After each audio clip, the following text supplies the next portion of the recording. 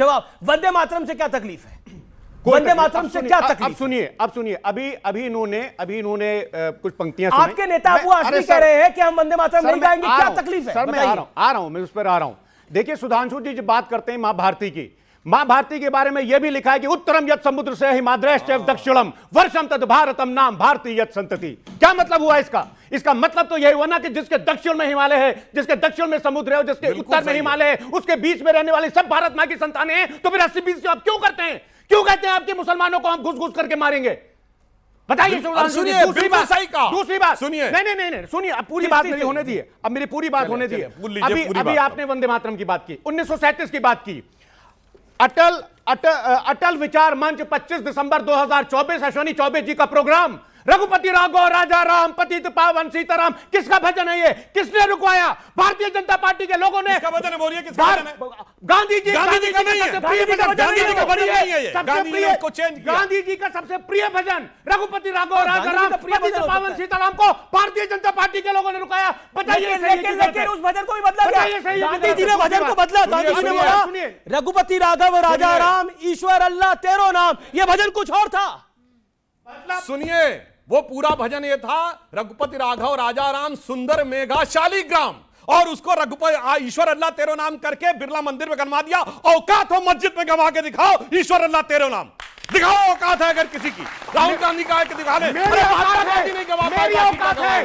सुनिए, और दूसरी बात, इन्होंने एक झूठ बोला। इन्होंने कहा कि कोई हिंदू मस्जिद नहीं बनवा सकता। आप मस्जिद बनवाइए, मैं बनवाऊंगा। मैं चुनौती देता हूं आपको। ये मस्जिद बनवा सकता है? नहीं, अभी आपने कहा था ना कि कोई काफिर। हाँ बिल्कुल ना, आप मौलाना करवाइए, आप बनवाइए, मैं बनवाऊंगा। बताइए मुफ्ती करवाइए। अरे आप कौन है भाई? आप हैसियत औकात हो तो बनवाइए। आपने बोला था ना कि अगर औकात हो, मैं मुसलमान हूं, मैं बोल रहा हूं, मैं बोल रहा हूं, आप बनवाइए। सुनिए, अब अनाउंस करिए। घबराइए नहीं, आप अनाउंस करिए। आपको बोल रहा, सुनिए, अनाउंस करिए। आप परेशान क्यों हैं? अनाउंस करिए। अरे सुनिए, आप कौन है? अनाउंस करिए। आप मुल्ला है, मौलवी है, हाफिज है, मुकर्रम है, क्या है वो? मैं ये बोले ना, कह रहे मुल्ला मौलवी से कर लो। ये मस्जिद क्यों बनवाएंगे? लोगों के सर्टिफिकेट सुधांशु त्रिवेदी को मस्जिद बनवाएंगे? मैं जवाब दे रहा हूं, अब सुनिए, अब जवाब देता हूं। अब सुनिए, ये विषय दूसरा हो रहा है। मैं जवाब देता हूं, सुनिए। और एक बात और है, अब बोल लूं। सुनिए, ये हलाल सर्टिफिकेट क्या होता है?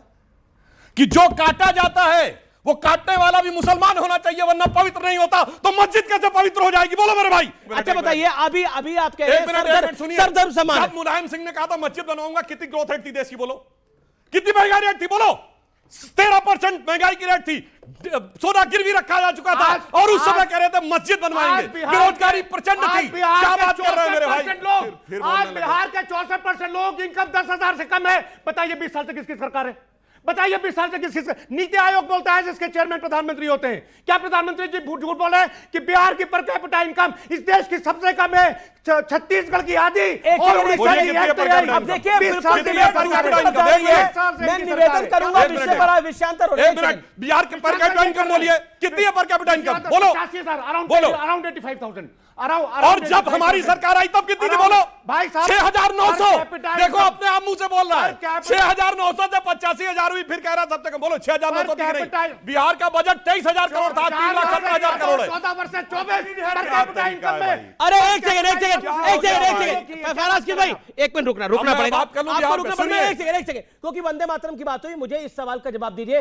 अबू आसिम आजमी आप ही की पार्टी के नेता हैं, मुंबई के चीफ हैं। रईस शेख आप ही की पार्टी के नेता हैं। इन दोनों ने विरोध करा है वंदे मातरम बोलने का। क्यों? अभी आप कह रहे हैं कि ईश्वर अल्लाह तेरो नाम। वंदे मातरम में क्या आपत्ति है? वो तो राष्ट्रीय गीत है। वंदे मातरम में किसको आपत्ति होगी? है किसी को आपत्ति वंदे मातरम पे? जवाब दीजिए। नहीं, जवाब दे रहा हूं। जवाब दीजिए। अरे सर